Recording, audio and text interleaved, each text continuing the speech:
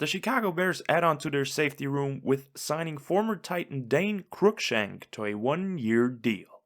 And with that, welcome back guys to another episode of the German Bear Podcast, and today we want to look at the latest acquisition of the Bears in free agency. Cruikshank signs a 1-year, about $1.1 million deal that has slightly above $1 million guaranteed. He will turn 27 before the season, which is still pretty young, and has 4 years of experience in the NFL. He's 6'1", 209 pounds, and was drafted back in 2018 with the 152nd pick in the 5th round by the Titans. And before we want to focus on his career a little bit more, I have to say this is an absolute amazing signing by Ryan Poles. Cruikshank is a hyper-athletic safety with elite 4.41 speed and lots of intriguing traits, and I think no matter which role he will have with the Bears, it will be an impactful one. He started off his career pretty slow, with only a total of 94 snaps in his first 3 seasons combined and no starts.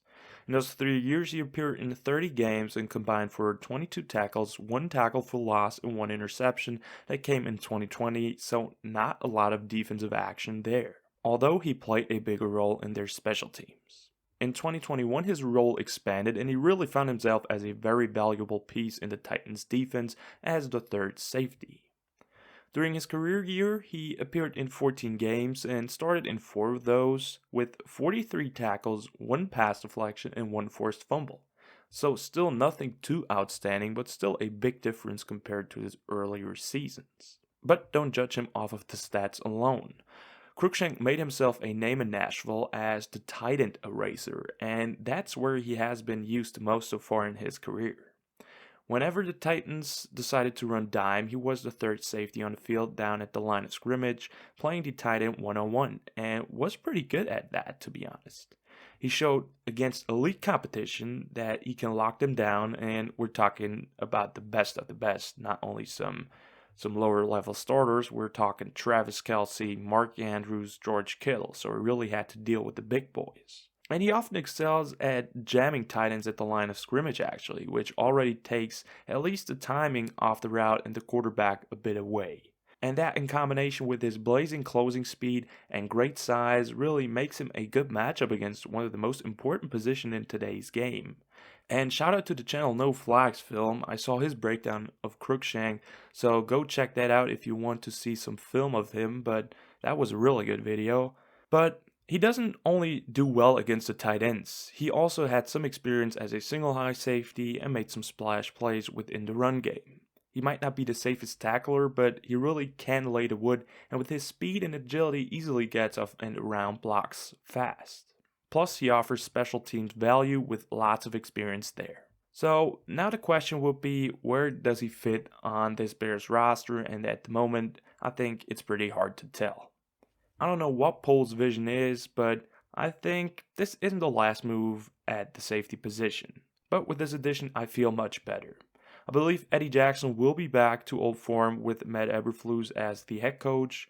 Coach Flus talked a lot about Eddie and that he wants him to perform back at that 2018 level, and that hits principle that he brings to Chicago will hopefully help Eddie. Like, he talks about him a lot, and I'm confident that with also the addition of defensive coordinator Alan Williams, who has safety coach background, and Andre Curtis, the safeties coach, that they will focus on Eddie Jackson a bit more and really try to get him back to form, which would be so incredible because Eddie Jackson has all the talents in the world. He is athletic, he has the range, he has the intangibles. He's such a smart player, and I hope these coaches, which are really good coaches, I think, especially for the safety position this season, that they can help him back on track. Then you still have DHC, DeAndre Houston Carson, the special teams guru, who is also very valuable as a backup piece as well. Every time when he is on the field, when his number is called, he somewhat makes some play on the field, and he's a very solid backup. And now with Cruikshank, you have a third safety that will play on special teams, can go in and lock down tight ends, and also can step into other roles as well if needed. He's somewhat the Deion Bush replacement, but way better, and I absolutely love it. For that price, he is an absolute bargain, and maybe if he performs well, a good risk-free investment for the future as well. I'm super excited to see him play and how he will perform in training camp. I can't wait for the season to come around in general, even though the roster's not looking too incredible right now. But that wraps up the episode, guys.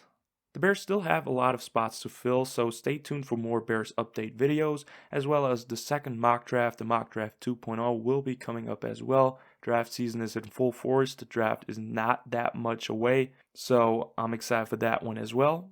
But thank you guys for tuning in. I hope you enjoyed this episode. Like and subscribe if you liked the video. Check out Instagram for the latest news. And as always, guys, bear down.